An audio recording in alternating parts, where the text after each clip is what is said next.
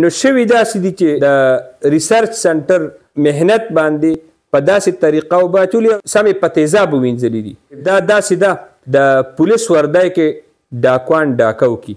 مونږ چې کوم نننی تحقیقات دی مخکې به مونږ دې کې تحقیقات کوو، زمونږ چې کوم ملګري دي په دې کې معلومات راغونډوي. تر اوسه چې کوم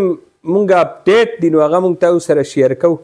دا د ریسرچ سنټر نه بار د عمدې حدودو کې دی دا دفتر. ایګریکلچر سیډ ایکسټینشن مطلب دا دی د ایګریکلچر چې کوم دا د دوی دا تخم تیار شي نو د دې بیا مخکې دا ایکسټینډ کول او دا. السلام علیکم ګرانو کتونکو تفهیم. ګرانو کتونکو مونږ نوخار حوالې سره خبره کوو. د نوخار مختلفو علاقو کې مونږ نن دوره کړې. زمینداران زمونږ اهم ایشو دی د دې ملک معیشت کې چې کوم د خولې په صورت کې د خپلې وینې قرباني ورکوي او ډېره غټه قرباني نو هغه زمیندار طبقه ده، کاشکار طبقه ده. دغه کاشکار طبقه د ګوناګو مسایل د هغې ښکار ده. د نوخار او مردان او په خیبر پښتونخوا کې چې کوم 2 نمبر ادویاتو د 2 نمبر تخمونو ښکار کومه طبقه کاشکاران دي او اواز یې راوچت کړی دی. باقاعده 2 نمبر چې کوم تخمونه دي یعنې ولې شوي دي د 2 نمبر تخمونو سره زمیندارانو پریس کانفرنس یې وکړي، کاشکاران راغل، پریس کلبونو ته راغل. نو موږ ضروري ګڼله چې دې حوالې سره برپور طریقې سره د دې تحقیقات هم وشي. په دې کې زمونږ چې څومره ملګري دي صحافیان هغه برپور خپله کردار ادا کوي، رابطې کوي او مختلفو علاقو مختلف چې کم ماهرین دي هغوی سره ملاقاتونه هم کوي، دورې هم کوي او مختلفو ځایونو ته ځي. ځکه دا مسله چې ده دا د ملک د ترقی ده، دا د ملک کې د خوراک ده او دا ملک کې د قحط پیدا کول یو کوشش شوی دی او دا د ملک زراعت باندې او زمیندار باندې او په دې خلقو باندې دا د خودکش حملې نه هم زیاته ده. دغه سلسله کې مونږ نن پیر سباق ته تللي تاسو سره مونږ څه ویډیوز هغه شیر کړي دي. نو مونږ هلته کې زمیندارانو سره ملاقاتونه کړي دي، بیا نوخار کې مختلفو خلقو سره زمونږ ملاقاتونه شوي دي. یو ډېر اهم انفارمیشن دې کې مخې ته راغلی دي او مزید دې کې را روان دي. په پوره صوبه کې د حکومت د چترۍ لاندې او د انتظامیې د چترۍ لاندې دا ټوله مکروه دنده شوې ده او څنګه چې ستا په بازار کې د معمولی جرمانې په صورت کې د جرم باقاعده اجازت ورکړی کېږي نو دلته هغه جرمانې هم نشته، په دی باندې نظر هم نشته او بغیر د څه چیک اینډ بیلنس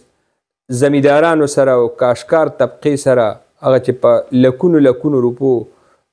هغه په فصلونو لګوي، په ځمکو لګوي او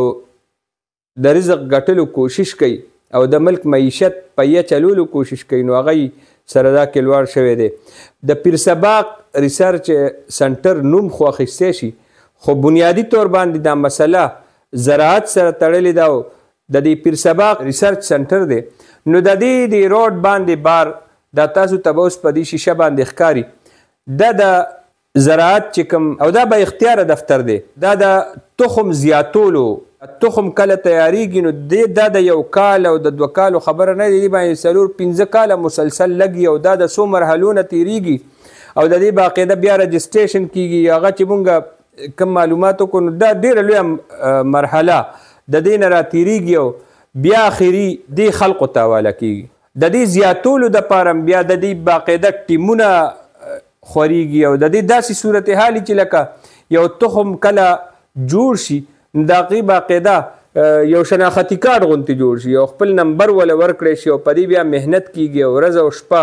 په دې باندې ریسرچ چې کوم سنټر وي په دې ریسرچ کیږي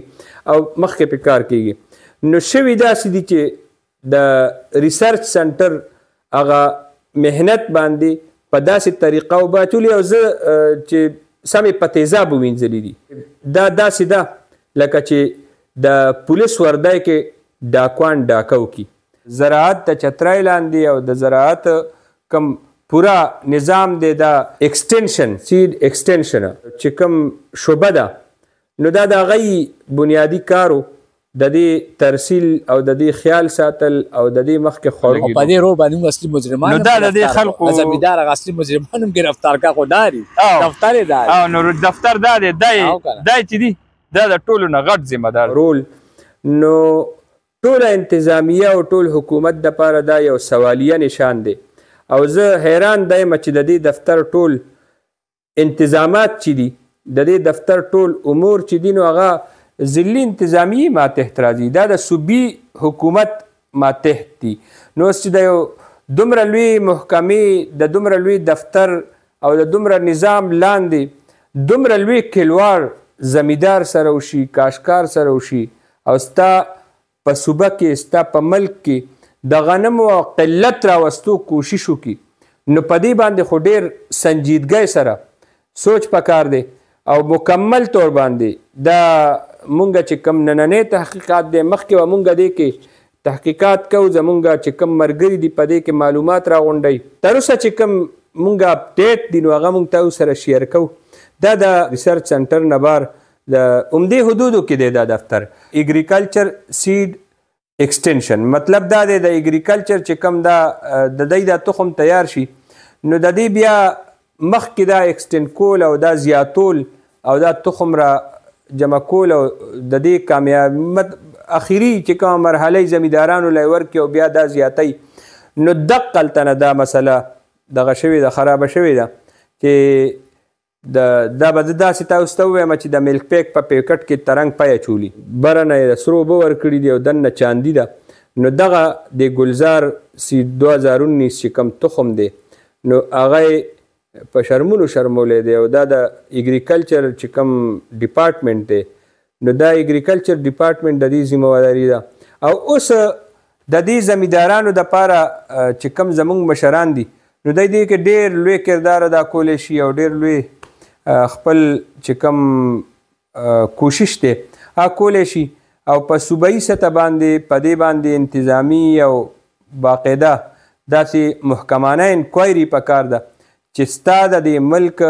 معیشت سره اګریکلچر سره زراعت سره چې کوم دا کلوار دی دا ونشي دا ډېر انتهایي د افسوس خبره